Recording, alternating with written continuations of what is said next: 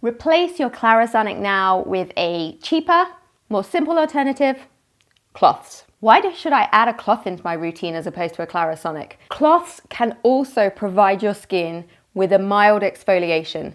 And there's growing evidence that if you use your clarisonic way too much, you are over brushing your skin and you can be unbalancing the pH level on your skin. Whereas if you use a cloth, it's a much milder version. So you are not getting that, but you're still getting that gentle exfoliation every day. I'm not saying don't ever use clarisonics, but you need to start using them less. We all generally tend to be using them too much.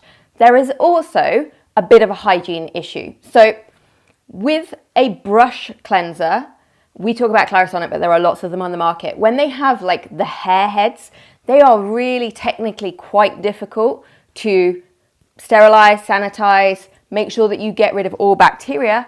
Whereas a muslin cloth, you can be putting this in a really, really hot wash in a washing machine and making sure that there is no ongoing bacteria that are sitting in it and going and transferring back onto your skin.